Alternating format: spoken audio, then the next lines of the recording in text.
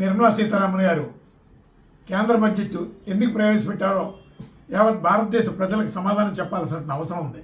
మోడీ సర్కారు ఏదో తూతు మంత్రంగా మమ అనిపించుకోవడానికే బడ్జెట్ ప్రవేశపెట్టారు. వాస్తవానికి సామాన్య ప్రజానీకం కోసం అందులో ఏ విధమైనటువంటి మార్పులు చేర్పులు ఉన్నాయో ఎవరికి అర్థం కాదు.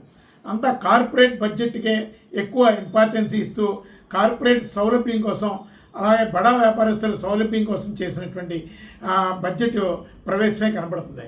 వాస్తవానికి అందులో తెలుగు రాష్ట్రాల కోసం అసలు 1% కూడా అక్కడ బడ్జెట్లో ఏ విధమైనటువంటి సామాన్య ప్రజానీకానికి ఉపయోగపడే విధంగా ఏమీ లేవు. కానీ ఏదో పప్పు దినుసుల కోసం అలాగే వెజిటబుల్స్ కోసం బిజినెస్ల కోసం వాటి కోసం పెట్టి కార్పొరేట్స్కి పెద్దపీట వేయడంలో తప్పులేదు. కానీ అట్ ది సేమ్ టైం సామాన్య ప్రజానీకానికి మీరు చేసినటువంటివి ఏమి, విద్యా వైద్యం మీద మీరు చేసినటువంటిది ఏంటి, అసలు ఆంధ్రప్రదేశ్లో ఈ 2 రాష్ట్రాలకి తెలుగు రాష్ట్రాలకి మీరు ఇచ్చినటువంటి కేటాయింపులు ఏంటి అనేది చర్చించగలరా? భారతదేశ ప్రజానీకానికి చాలా సమాధానం చెప్పగలరా? ఇక్కడ కేంద్ర ప్రభుత్వం ఘోరమైనటువంటి దుర్భర బడ్జెట్ ప్రవేశపెట్టడంలో ఒక అడుగు ముందుకు వేస్తే ఇక్కడ చేతగాని దద్దమ్మల్లాగా 2 తెలుగు రాష్ట్రాల పార్లమెంట్ సభ్యులు కూడా మోడీ సర్కార్కి భజన చేస్తున్నట్టుగా కనబడింది. నా రాష్ట్రానికి ఏంటి, నా ఆంధ్రప్రదేశ్ భవిష్యత్తు ఏంటి, నా ఆంధ్రప్రదేశ్కి ఎంత బడ్జెట్ కేటాయించారు, అలాగే తెలంగాణ రాష్ట్రానికి ఏ విధమైన కేటాయింపులు చేశారు అని అడిగేటటువంటి వాడు ఒక్క ఎంపీ కూడా ఈ 2 రాష్ట్రాల నుంచి పార్లమెంట్లో కనబడకపోవడం దురదృష్టం. వాళ్ళు అసలు ఏ పార్టీకి ప్రాతినిధ్యం వహిస్తున్నారో తెలుస్తలేదు. కాంగ్రెస్ ఎంపీలు కూడా కనీసం మోడీకి భజన చేస్తున్నట్టుగా కనబడింది తెలంగాణ రాష్ట్రం నుంచి. అలాగే ఇక్కడ కూటమిలో ఉన్నారు కాబట్టి వీళ్ళు బాంఛన అనక తప్పదు. వీళ్ళు ఎందుకంటే అన్ని రకాల బలహీనతలో కేంద్ర ప్రభుత్వానికి ఆంధ్రప్రదేశ్ ఎంపీలు తాకట్టు పెట్టేశారు.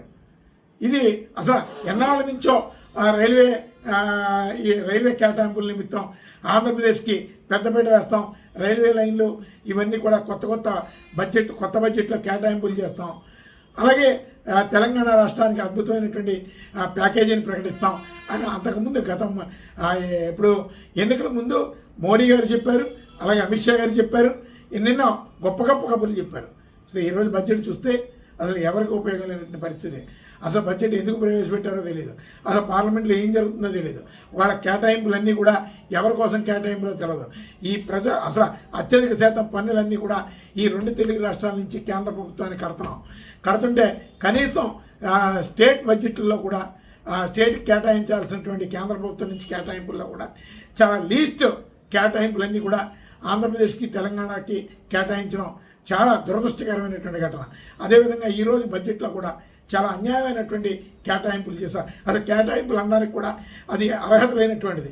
కానీ ఖచ్చితంగా కేంద్ర రాష్ట్ర ప్రభుత్వాలు ఆంధ్రప్రదేశ్ తెలుగు రాష్ట్ర ప్రజల భవిష్యత్తుని దృష్టిలో పెట్టుకొని కేంద్ర వైఖరి మారకపోతే ఖచ్చితంగా తెలుగు రాష్ట్రాల నుంచి చాలా పెద్ద స్థాయిలో తిరుగుబాటు రావడం ఖాయం. ఇక్కడ భారతీయ జనతా పార్టీ ఈ 2 తెలుగు రాష్ట్రాల భవిష్యత్తుని మోడీకి తాకట్టు పెట్టేస్తుంది. అలా కార్పొరేట్ సెక్టార్లకి బడా వ్యాపారస్తులకి తాకట్టు పెట్టేస్తుంది. ఇది చూస్తూ కూర్చునేటటువంటి పరిస్థితులు కావు.